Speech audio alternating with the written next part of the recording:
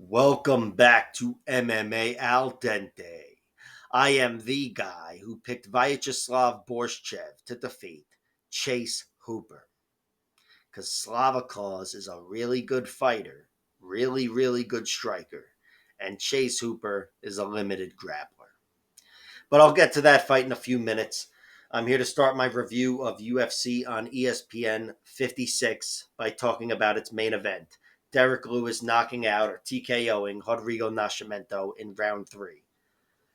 Derrick Lewis is just an awesome fighter, a true legend, even if he's never won the title or whatever. He's been a multiple time title challenger, and he's also got plenty of records, finishes and knockouts and whatever, heavyweight and any other weight class. The guy is an all-time great, and here he got another valuable victory down the stretch in round three. It's not his first round three finish. He's also put away Alexander Volkov and Marcin Tybura, both in comebacks. And this one, I wouldn't call it a comeback, but it was a competitive fight, one where I thought he dropped a round. But in the end, he dropped his opponent and got a beautiful victory as the main event once again, even though he's a reluctant main eventer. He wants to be in the co-main event, probably on the first fight of the card. But Derrick Lewis, Derrick Lewis can try to deny his own star power, but he is a star, and he showed why after the fight, throwing his cup at the fucking media, which was awesome, and mooning the crowd in St. Louis, just being fucking obnoxiously vulgar and silly, and I loved it. And Derrick Lewis, and he also said he was going to go fuck his wife or whatever, which I'm sure he did. But the guy's awesome in and out of the octagon. But inside the octagon, he's deadly. He's a killer. He's only the second guy to finish Rodrigo Nascimento. Both are by knockout, but yeah, Rodrigo had a lot of momentum, some really solid victories, and Derrick Lewis did next level him. Showed him, yeah, you're not going to be able to go through me like those other guys you've seen do it. The Sergeys and whoever else. Derrick Lewis is not a stepping stone, not for everybody. And here he had a really good main event performance and got a nice and another third round knockout. Again, he got those comeback knockouts over Marcin Tybura and Alexander Volkov, both in round three. He's definitely got deceptively good cardio, Derrick Lewis. And for Rodrigo Nascimento, yeah, this was a rough loss for him, another knockout loss, and definitely a win that could have done a lot for him. So he lost a lot of momentum and whatever. But he's still young enough to make another go of it. And it's not like he did horrible in this fight, or horribly, I should say. He did all right, and I thought he took a round from Derrick. Joaquin Buckley beat Nursultan Ruzaboyev. This was a great performance, I thought, from Joaquin Buckley, even though it probably doesn't stand out amongst his other performances because they're all knockouts, pretty much. I mean, he's won decisions, but he's definitely got a nice highlight reel. And this, he didn't really get any highlights for the reel here. Nothing too big anyway, but I thought he looked really good against Ruzaboyev. Really good against a guy with a lot of physical traits on him. And Joaquin Buckley mixed it up as well. It wasn't just striking in this fight. He hit a lot of beautiful takedowns, really well-timed takedowns that took his opponent out of his element when he needed to as well. So great win for Buckley, but horrible call-out. You're not going to get the McGregor fight, man. Just stop, And afterwards, he settled on calling out Gilbert Burns, which is much more realistic, and I would hope he gets that fight because Joaquin Buckley's got my attention and then some at welterweight. I was quick to dismiss him because and I do have doubts about his durability and whatever at any weight class, but especially cutting down, I thought he could be in trouble here, but he's looked great. And it's not like he didn't take his share of shots on the chin in this fight either against Ruzaboyev. He did, and he is alleviating doubts of mine with every fight of his. And that Luque fight, especially, was not long ago, really, but that was a great performance. And now to do this after begging to get on the card and becoming some shoe-in co-main event, I thought he performed really well, and I'm glad he had his moment. And for Ruzaboyev, it's not his first loss. I think this is his ninth loss or something. He's been around the block here, but I still think this isn't a bad loss to Joaquin Buckley. He wasn't finished, which is something that not a lot of Joaquin Buckley's victims can say. And this was, I think, short notice for him as well. And he went all 3 rounds. And even though I thought he lost pretty clearly, he didn't get steamrolled. So there's that.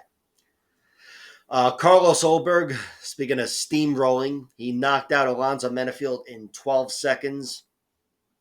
And Alonzo Menafield, look, I know he was trying to take away that reach, and he was trying to crowd Carlos Olberg, but he could have done it with a little more discipline.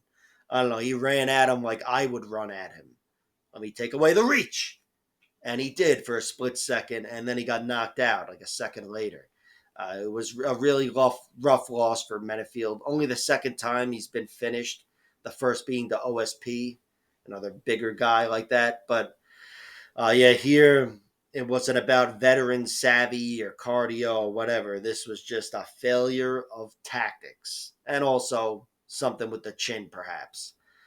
It's not like he was knocked dead or anything, but he was roughed up with just a few strikes. I mean, it couldn't be too many strikes. It was only a 12-second fight. Just an incredible performance from Olberg. I'd hate to harp on Menafield because Olberg is the story of this fight, and he looked incredible for all 12 seconds. I don't know if you can look incredible in 12 seconds, but he looked about as good as it gets. About as good as Conor McGregor looked knocking out Jose Aldo. Just an incredible win for Olberg, and if nothing else, he showed his danger. Next up, Diego Ferreira beat Mateusz Rumbeszki. This was an awesome fight, just an awesome fight.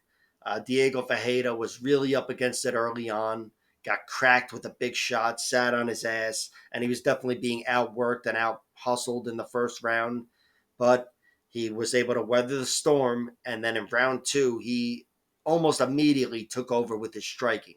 He was ripped to the mat again briefly, but he got up and really put on a clinic on Mateusz Rumbeszki, beat him up at range, and made great use of his 8-inch reach advantage. And then in the end, when he was seconds away from a decision, he saw Rumbeszki was hurt, or Rumbeszki, and he cornered him, ripped him to the mat, and insisted on the finish and got it on the ground, which just capped off a beautiful performance from Diego Ferreira. Just incredible.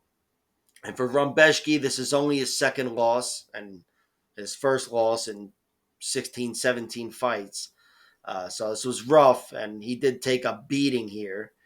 He was knocked out in his last loss, which was way back when, knocked unconscious. Here he wasn't knocked unconscious, but this was definitely worse for his health than having his lights shut out because he got his eyes swollen shut, beaten shut, and he got put in the hospital with a slow death, pretty much. So tough loss for him, but I do think Diego Ferreira is a lot better than he'd been given credit for. And even if Diego doesn't do any more climbing, he's done winning, let's say, because he is 39 years old. And I don't think he's done at all. But even if he is, this was not a bad loss at all. A loss to a guy in Diego Ferreira who had established himself as a very good fighter long before this. So not bad for Rumbeszki at all, and he did take a round from him, but this was an ass kicking in the end, and of course, cardio must have played a role in that. I think it took something from him in round 1, and I'm sure he was feeling his oats as he was dominating Diego early, but yeah, he wasn't prepared for a grueling 15-minute fight, needless to say. Sean Woodson beat Alex Caceres. This was close.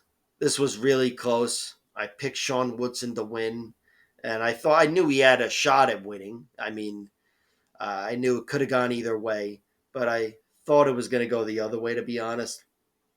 Bruce Leroy, I can't say he's got the worst luck or whatever, but he's been around for a while and he's seen it all. So I'm sure he's seen this before. But yeah, this was a very winnable fight and he made it very close. I thought Sean Woodson was potentially a difficult matchup for him because these guys are both longer, taller guys, but Woodson's twice as long and tall as Caceres. So I thought it could have been a uniquely bad matchup for him.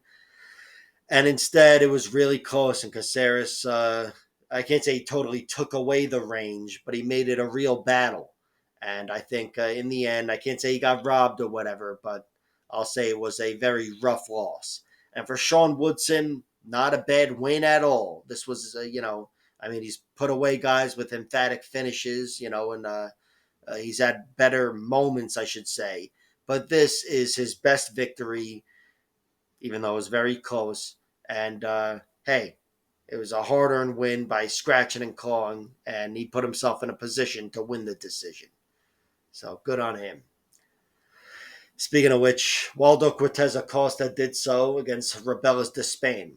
Rebelis de Spain, this guy, I said it before the fight, somebody's going to expose him, but I did not think it would be Waldo Cortez Acosta, the boxer with more to him. And he did show more to him, but man, not a lot more. I think Waldo looked good and smart here, but I think this is a fight that he could have finished and he probably should have finished.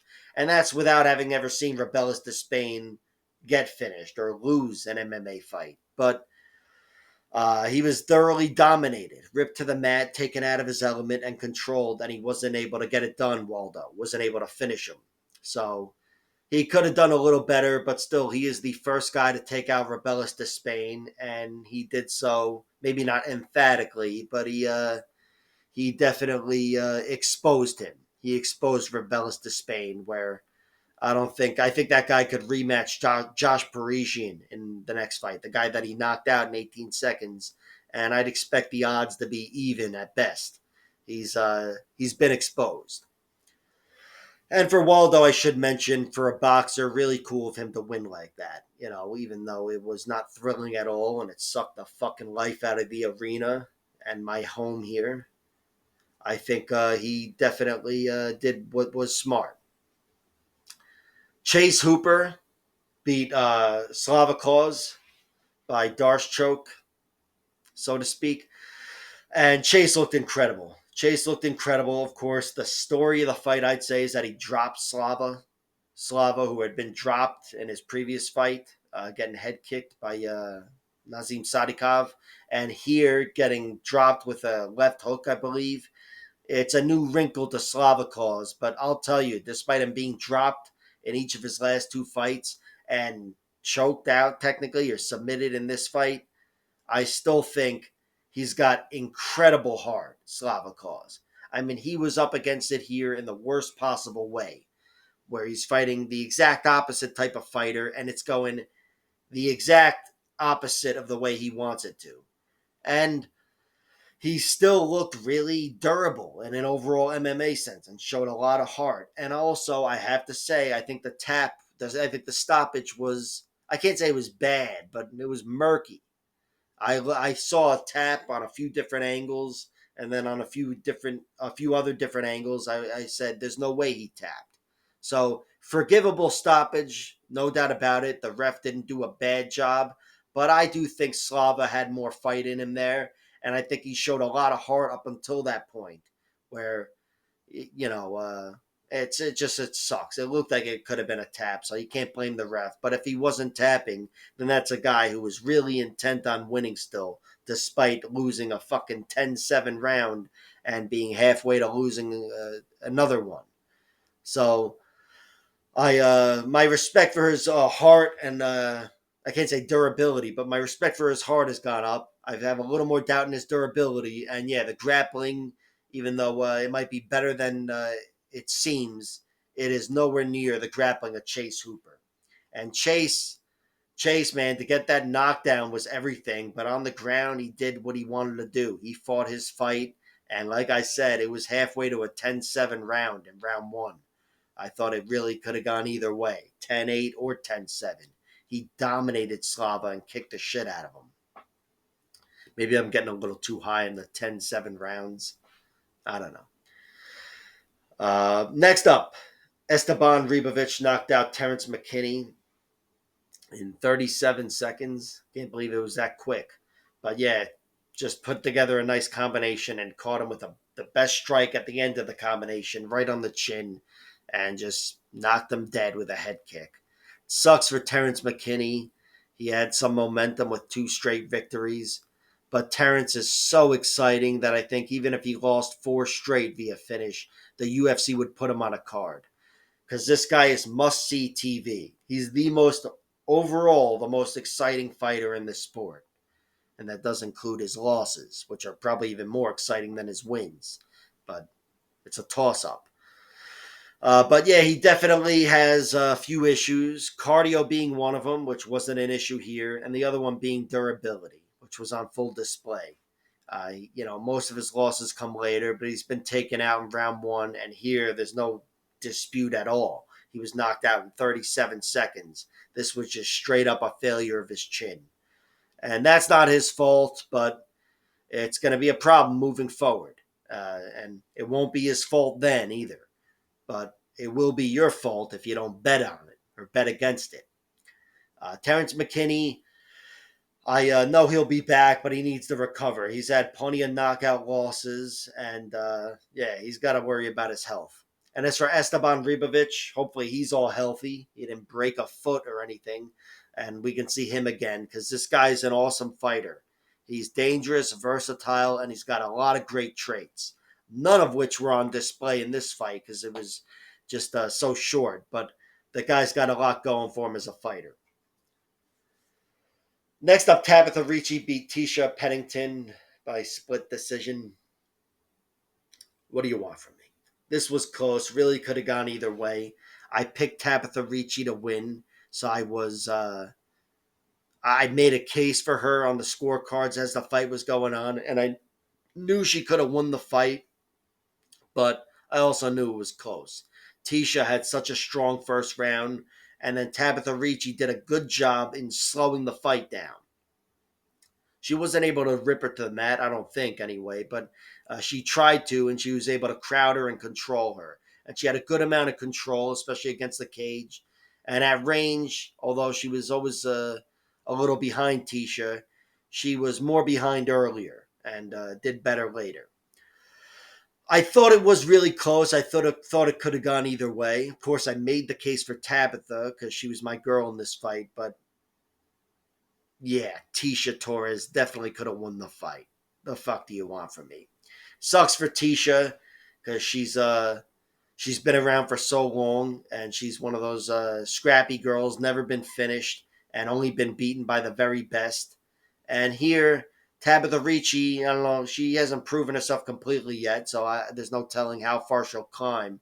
But this is a girl that's a solid contender, and while it may look like one of the shittier losses on Tisha's resume, on her record, it's still a very good fighter, and when you look into it, very fucking close fight. So, no shame there. Trey Waters beat Billy Goff by unanimous decision. This was awesome. Just an awesome fight. I thought Trey Waters uh, showed a lot of heart, and Billy Goff, I showed more of all these traits. He showed an incredible amount of heart. I thought he was more hurt more often, and really up against it physically.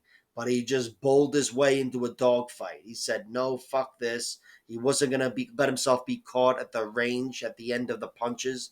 Trey Waters, he got in his face and he insisted on making it a dogfight, hurting him and getting hurt.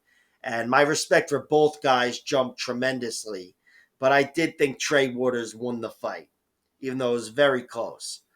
But either way, this was fight of the night, and fight of the night for a reason, because both guys showed an incredible amount of grit, and they were hurt so much, each guy in this fight.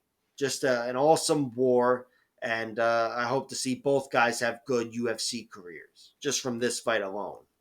It was that good. Next up, Charles Johnson beat Jake Hadley.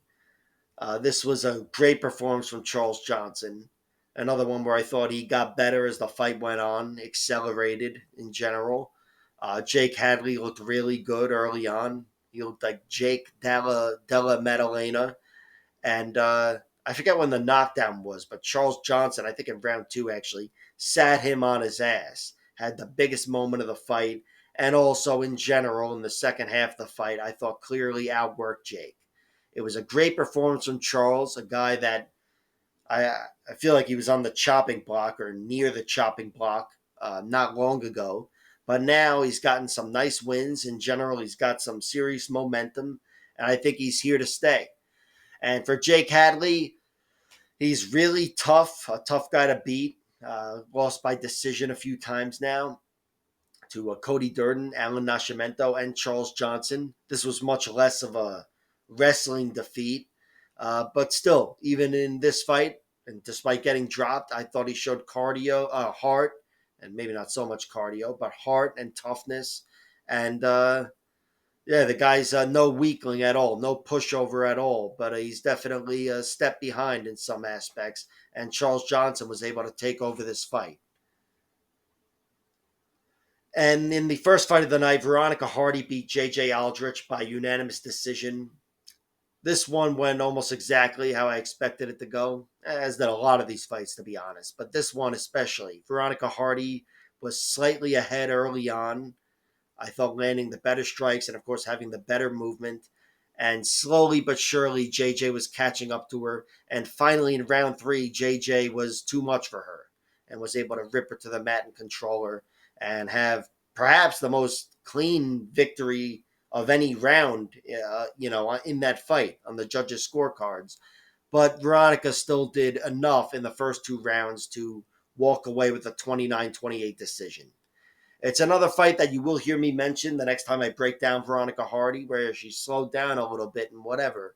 But she kept herself safe, didn't let her succumb to the pressure of J.J. Aldrich, and she also got off her offense early on.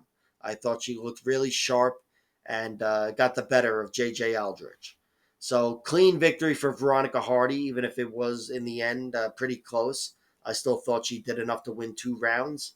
And overall, a very good event, UFC on ESPN 56. The highlight for me is Diego Ferreira taking out Mateusz Rimbeski. Honestly, as far as my bets go and whatever, or my predictions even, that's one of my favorite calls ever. Diego Ferreira beating Mateusz Rimbeski. Uh, because Rimbeski was on a 16-fight winning streak. But we also saw Chase Hooper definitely level up. Estevan Ribovic, I mean, I could say leveled up or whatever, but man, that's one of the best knockouts so far this year. And Carlos Ober getting a 12-second finish can't hurt. We saw some great moments here, but all capped off by Derrick Lewis. Not even the win, knocking out Rodrigo Nascimento, but again, all the bullshit he gave us afterwards. Every time the guy does an interview, it's awesome. Even before the fight, Derrick Lewis is always the first guy I'm looking for. And of course, throwing his cup at the media. Again, I fucking love it. And also mooning the crowd. He's just, guy is the black beast. So excellent Derrick Lewis weekend. He puts away another UFC fighter. And yeah, the story of the night is the legend of Derrick Lewis continues to grow. Like, share, subscribe, all that horse shit, and check out my other videos.